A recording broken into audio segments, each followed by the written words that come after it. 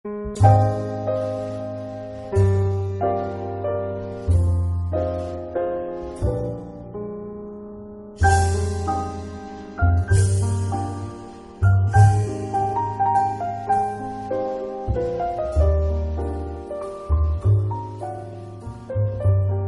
me aurin te tairi ki ai, na konda mkawara, te tam nei rinanun te taninga. Ayu aripunda na causes te BPA Drama Group, aripunda ngorongon te tinay ni rin itenis, tinas na kwa aki, kani kamaraki ro yana karo, ake tempo petara meni tirota. Kauringa tukiran te wika rena. Imay na ikaw karikaki te utana mururing na kontukin na rakarakin te wika rena. Aya kukure mo ang kanin te pekaraki, aran tapanim makuri te eya kiripes, Ari ngaya ay mare na tangin nam kausus ki am ko ngora te tam ni rin anun te taninga te tairi ki ayo.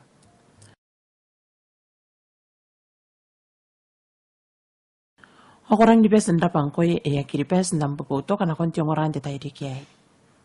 An te tairi ay ngane an na ko katutan na tukiran tuwi karena. Eng tukiran tuwi karena ko ay pundang ni kanan wanga te tinay ni tinis. Ari yus ndi tapaya ki ataya. Omen na kira rikin na tuwari memetin na nuya aritin sos. Punna kya na peonia nan to kayo anda patana. Awaria punna ko na nikakaya buo kana naron nari na kya karapena. Yesta na kataya ni karakia buo kana iron tiya ni kwari no rian turo yo na napuno. Meya kibusmaya kiron tiya ni ari. Meya karipena kin tiya sip. Ndiero aria punti kina peramana omen dara. Inanun tangin tite ina ini ayu abunia inkwa tiya ni aria kawaria. Omen nanuangaya o ni kairia na kone muyangana. Ane tukiran tuwi karena ko ki ngayarin te tayo yung kane sanang mga tawro hindi tara karaki pahay tira nang diking kay imuina.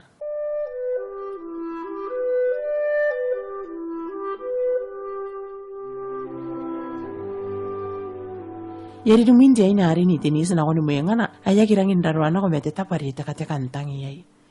Yakawra tawran na nabuya jay na rin o men na nanako sa may na metiran niya isak. Amen tabi ni kakaisa kararan raman ni tinis ari paron ako nakuha no po na. Aya punde ka na tayong sisirakin na. Niko, tirama yari kinakoim. Ika nga hindi kaya kakimayo.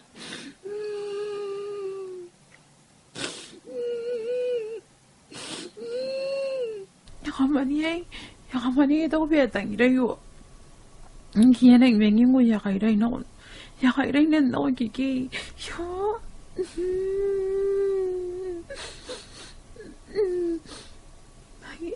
Ito ba yung ringan may yaus na rawe?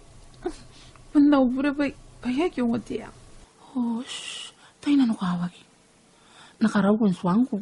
Harang inamay sa tiyan na inay kasan di nanon tapay ekwa rin nanon ang kay. Me, naswang ko na pe. Tayo yang waya pa inanangarik. Katay yamani nga tayakan pa ay kasan di. Pagkupunya ki kunani ko kakanuan ti tayo yayasan na ko. Kapipitya nanon. Batan nga ay pa nakarikya ka nam. Pakwamara kita utana, o sarabi ina pe masarawara, pasa meruroroy na kunting hapon. Me am ka rumuang kanya. Sige na yan ang kuang kain kakaya ko. O nakangan ka rekiya. No, yun ang nakawag. Nakita pa yata yung kura pa na ipugi.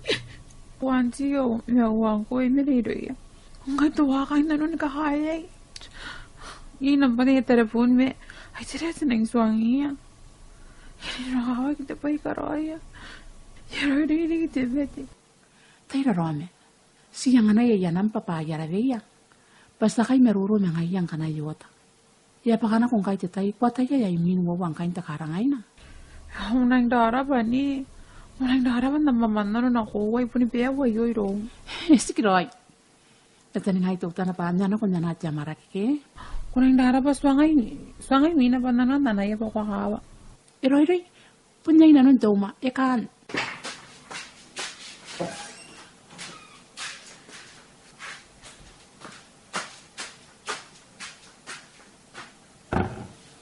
Yan napakara. Tayo pundi kinuway mo ito na, nikinan na upay na makakit yung kaya ngay na. Ayo ito na tinay, ay napakara ngayari kinabatan nam, titari, ito na ayo. Nakuha po ni kawa, nang po nagaraw ka na ko yung pakwataya. E po ni Penny usok. Me to ako kaya kinakaruwa ka nam tiran na iyo. E waray roy yan iro. Unang daraban doon na iniyan ang uri nga sinawrong. Nsan ni tenis na marak. O yairano ko tiya inari. Ndin na ko inanon na naus te tipe. O mendin na ko ni mesura kina metia kina mekinabe. Tiya inari kan yana te pipa. Ari ekori ay nampan ya tarepon ayana karumes na ni tenis ake me kairo yay panda yape. Ay tareponiya.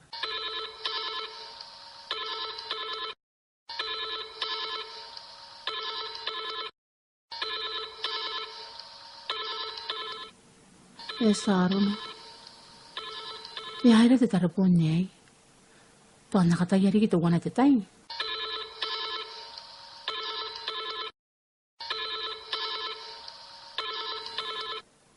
Mauri. Antay yan ako siya. Mauri nate.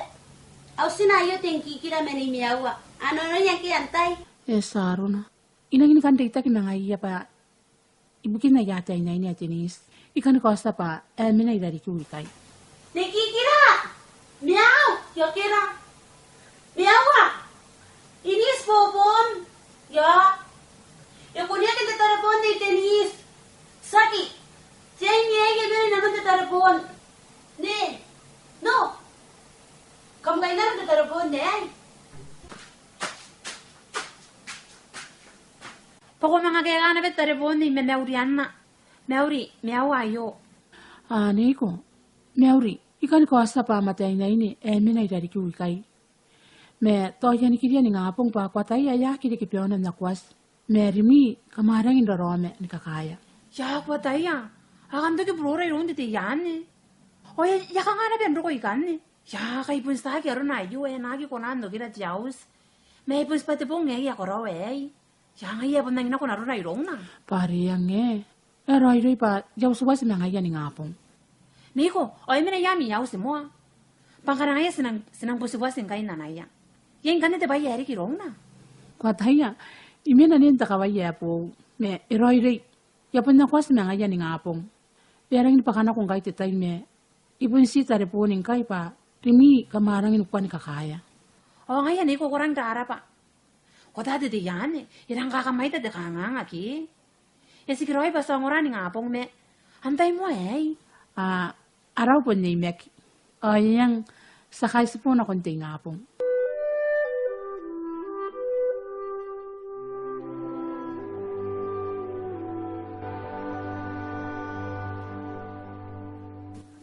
Nti pong ngari mo inawa kausin ako ni kaya tumuwa ni pas ni tinis manimek. Hari iro ang kay ni pas na kupanda yape. Iyak yata yan ni tinis ba inamuwa na meruro me ya. Nakuya ayan ang karwa kiki. Ayari kaya na iyan o pa inang meruro manimek.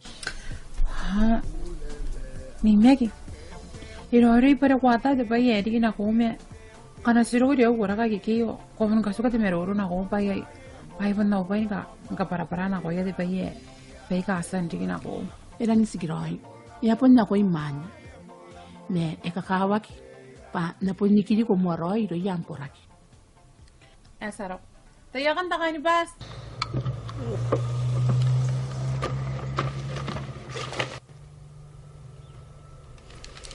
Aro ko rin kayo ni Denise manimek. Inatan mo yung ngayon na kaya nakarwa kaya ni miyawa me kikira. Hawa ka rin po rin metarwa.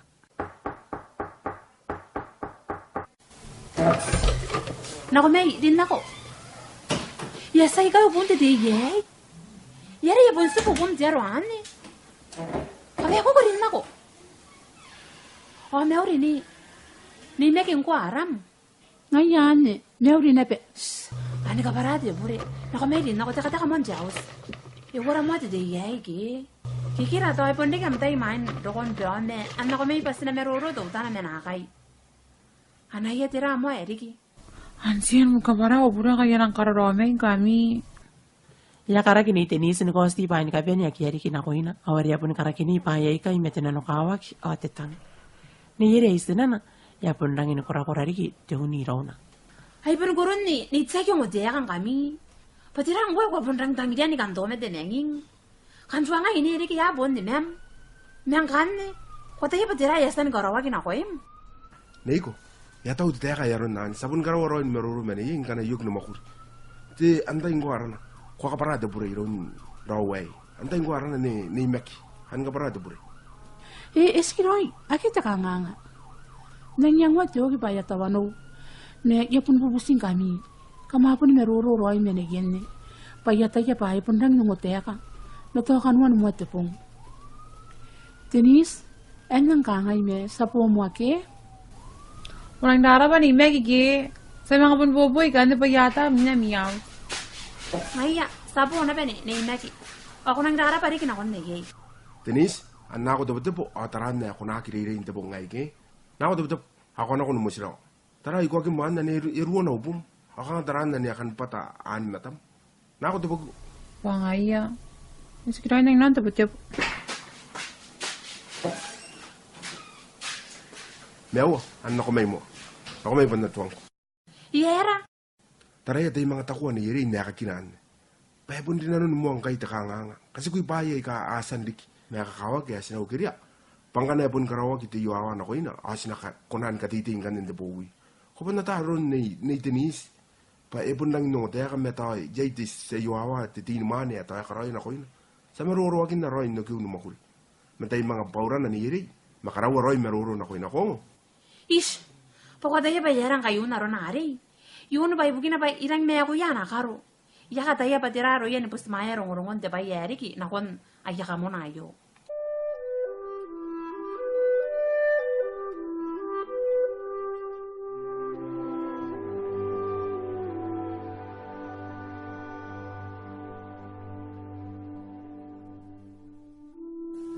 Yan ako kanuan te pongan. O ni Denise, yapon nunumaro yang kay nanun nanaru na kiostos din ako. Payatoan na angin ti meme o tinano kawak. Yata pininya ko pahay tirang kay toate ka nan nanariring kanaro na pa. Iyas na nakarakito wares tos. Yata imetan nukis di na. O yatoan narik angin ti painrang. Pananakwa wane ye. O inapunrang inikarikya ki kay na iron nukis. Ibukin na ron na nakakapesta. Amay sa nanyang o titinay niya yo. O yaro ko iron na ariaki kandaire. Ndiriring kan ne. Awapon lang ni Mimi Roro ni Denise, ang kayesway menro kon deire. Nukis, kamatarong rongon ni Denise pa yera. Yakan nuya benin tepong ngayon sway men kos. Shh, kaya pinsta po na usira ka bengki. Sarang nga iri kirona. Shh, kami na rin kawari ang kono na matoya kan na kantaray mataw eh. Yera nukis. Sak, ngayon na ba Mimi pa, kaya kita yakin na ito, inakito ko kay. Kaya kon norak. Ito tayo, kamasan na tarong rongon ni Denise. Kaya gina pa nga yatay. Napundrom ko na no. Agad bete yakin ito ay nagiro kay. Nakia te peso ay. Kay kamapon na raw mayroon. Patoya po siya na pa ingay daw relax. Yakuwan. Natagi. Oto ay nakairaw ni film ni Korea ani taming kan di yake. Magkakamasan ka tayong tarabuan niya. Isway ba kaya nga kano? Siyaw tayo makayak na ba online? Yapon pe ang kanin nakikanurwak na tamay. Mayro ya ko kirin tamay na film ni Korea. Ani tok berang kan kakamusa. Aswa men dikatay ng tamay niya. Siguro ay kay mga po na petitay. Tanang di mo mi ngay giba. Sipo mga ero ko di maragin na suwa. Naka. Kaya memero ya kanti kayang napakasari. Ay mundira ya karagin na. Mundara mo man so si uwi nga rin tani may. Uwi ay nagigikahamin tani pinakakabono. Tinanora ki. Tita pa mo mata. Kasukiyan na agin na roya. Tarang kan na mi mata rin ng kanilian na ang kandiyan na kamaro. Nang kandin na. Kimani yiri ya giri yari.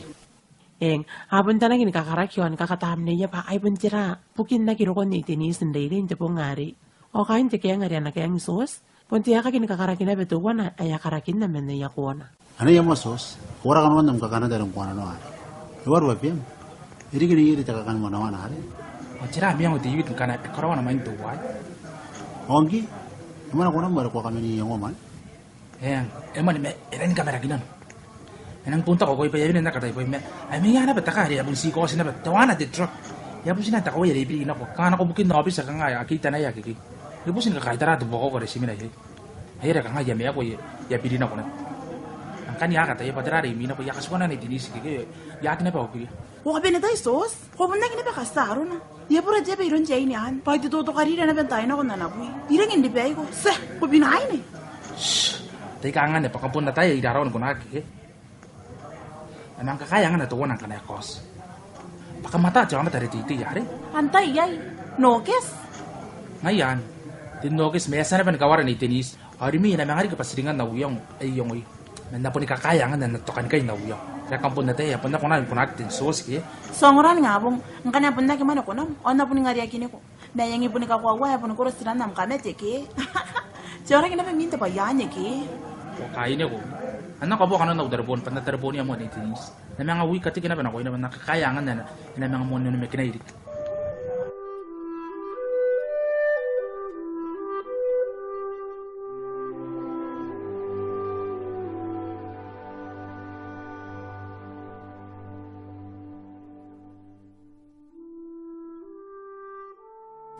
Arang kakarakin karyon kain ti kaya ngayo.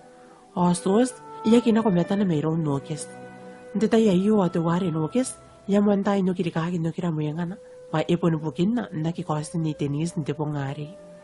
Hindi po ngari mo ina. Awami nga penin na penusin roko, roro ni tenis ay kay. Awami nga kinapenura ni tenis, ni karokwa ayatawano. Awari-ari ka na yung ito kapatoy lang po ni kataya, ni kawara ni tenis na naus. Ayari ni parang tiriin ti pungan, iya pas na ko pandraya pe, ni kawara naus ni tenis.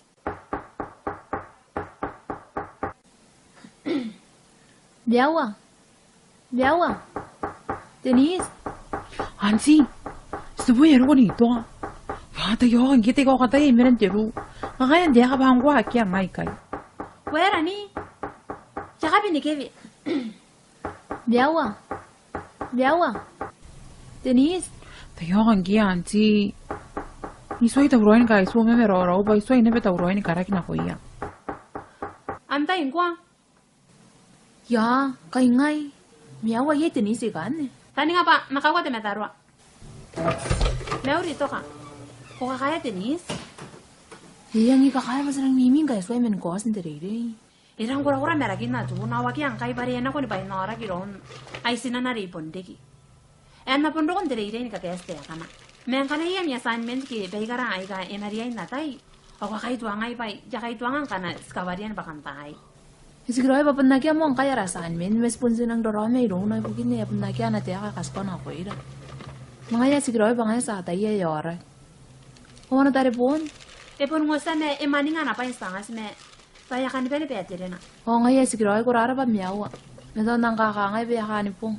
O nga iya tuang ay koroko. Sa po mo ki.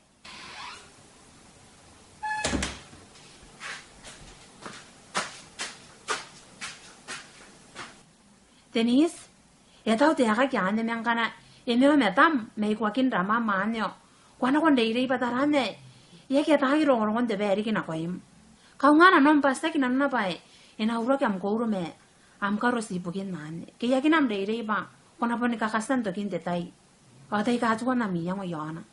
Me asene mga poni karikera tai na kon tutu, iron te toha kita, toha ni ngapong, kita ba ya kona mekin na, ira batam. Kaya kita ba ya tayo pa epitak. Bebon sira rame bari wiye na yei tepe ya sandi kina ko. Gero na ba yai ako na kamen na mekin na kanga yai au kanta ni nga pa. Hake tepe ya san karawa kina ko im. Ante ira ko yang wa tepe ko na koroy main tepong.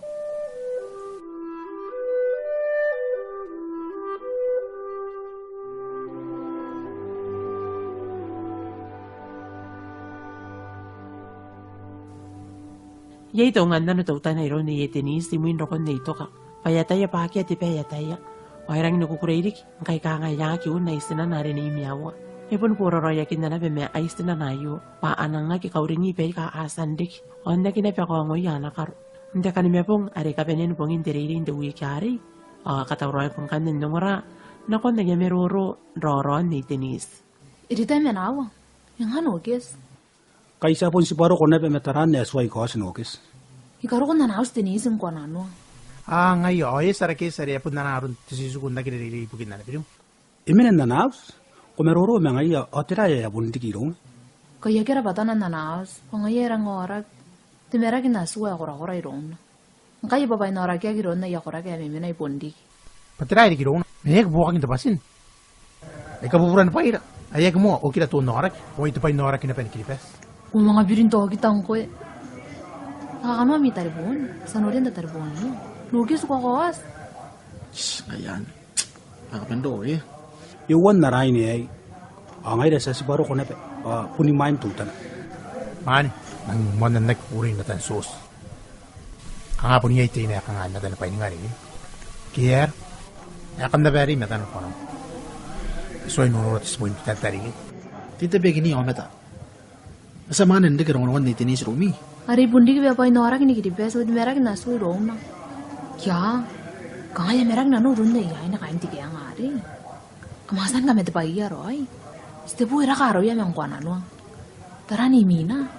Toy tarayo apa ini ngari ya betul bukin dai pata. Mengai ya pun nek taray may nainan ya kangayakan pa ya kuru. Ko kakain niyo po. Tita begini ometa. Tarangan naman. Orang-orang naman matandang niya po may susro. Ayer, nakakamiyakat chef. Kabasaro no yakay tarana, pero ni memera kinanulo. Shh, teka rungo. Hey, tira ka mapun yang oyo. Soy men ko sa mi mon wana rin. Tawana te happy hour ke. Ang kaya nga tenis. Ayer ako kay. Iyan pa yan minay doon. Yang papun yaw pa ikaw kinay dong. Yapon na tayo. Mera soy men kos. Iyang kos pa yorak. Iya di kamdaw no sinaswanga. Ake, mea kama udah na pebu. Sitabo kan rang metan na kawan kay toy men kos. Dugin ko no kes. Sitabo ko rang kabung ngayon tayo kay. No, ang atirang roy ako po nakantayakin. Si Debo ko rin kakasabay pantay yan ang karugalo. No. Atau bagay yawi ka ni miyang. Jaka kaya raw ni meya kike. Kama udah kan hari kita kina komi. Kangay tinis, nakakaya ka raw marisos. Aduh, mana nga kayo? Orang mo. Ate, no, dito.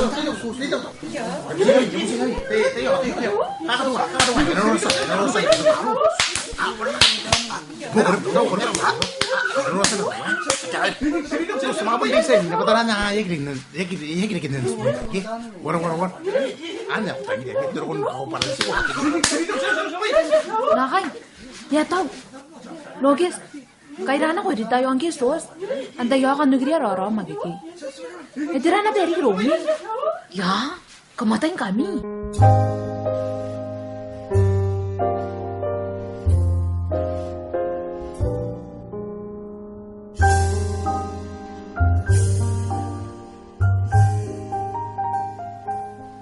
Ayuwar, sambus kamay kay makuruwawa.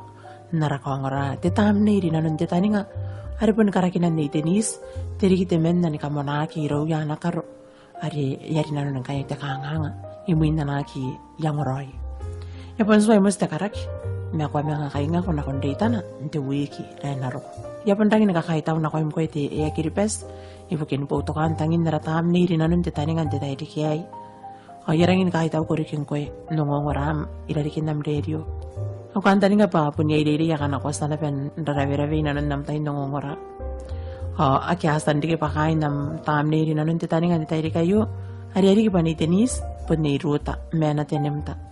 Ari-ari pa nokes pun tare mon pitaki. Ari-ari pa tensos pun taungya taki. Ari-ari pa ni tok pun ni kia taratairas. Ari-ari pa eritay pun nantiroy teira.